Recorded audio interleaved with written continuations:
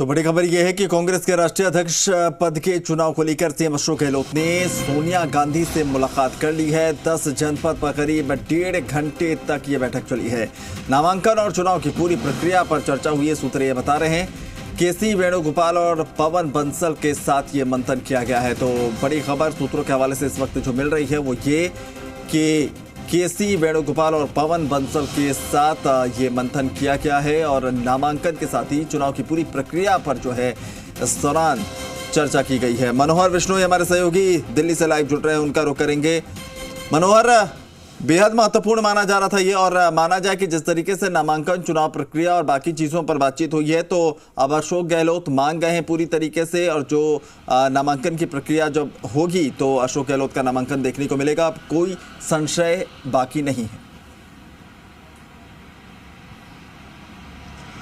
अब बिल्कुल अभिनव, आपने ठीक कहा। अब महज औपचारिकता रह गई है कि अशोक गहलोत नामांकन भरेंगे या नहीं भरेंगे, उसकी सिर्फ औपचारिकता है। वो नामांकन भरेंगे क्योंकि सुबह ही उन्होंने संकेत दे दिया था कि अगर सोनिया गांधी और आलाकमान का जो आदेश हो जाएगा और वो जो कहेंगे तो उसके बाद वो नामांकन भरेंगे। तो ये अब तय हो चुका है कि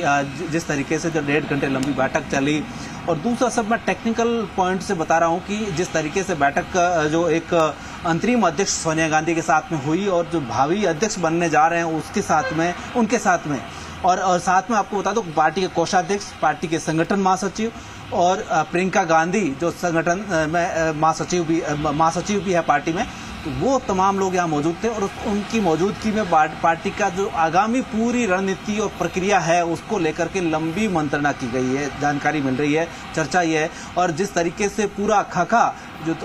पेश किया गया कि अध्यक्ष बनने की प्रक्रिया में किस तरीके से नामांकन होगा, किस तरीके से जो है वोटिंग होगी, और अध्यक्ष चुनाव के बाद में किस तरीके से उसका जो है प्रोजेक्शन होगा, उसका तमाम चीज़ें वो बताई गई। लेकिन एक दूसरी बात यह है कि जो कांग्रेस के तमाम जो नेता कह रहे हैं कि इस बैठक का जो पूरा मजमून ये है कि पवन बंसल, केसी वेणुगोपाल की मौजूदगी का मतलब है कि एक तरीके से एक भावी अध्यक्ष को हैंड ओवर है। तो ये कुल मिलाकर अभी बैठक में पूरी तरीके से यही सूत्रों के हवाले से जानकारी है कि पूरी चर्चा ये हुई है कि आगामी 26 तारीख के बाद या 26 तारीख को जब नामांकन होगा उसमें कौन कौन नामांकन दाखिल करेंगे, उसमें प्रस्तावक कौन होंगे, कितने लोग किसके प्रस्तावक होंगे, और कहां से किस तरीके से वोटिंग प्रोसेस होगा, और वोटिंग पोलिंग बूथ के लिए किस तरीके से जो है व्यवस्था की जानी है, उसको लेकर है। भारत जोड़ो यात्रा चल रही है, अधिकतर कुछ पदाधिकारी और जो डेलीगेट्स है उसमें पार्टी में जो सफर कर रहे हैं, साथ में जो पैदल चल रहे हैं राहुल गांधी के साथ, उनकी वोटिंग कैसे होगी, ऐसे तमाम जो मुद्दे थे उस पर चर्चा हुई। और उसके बाद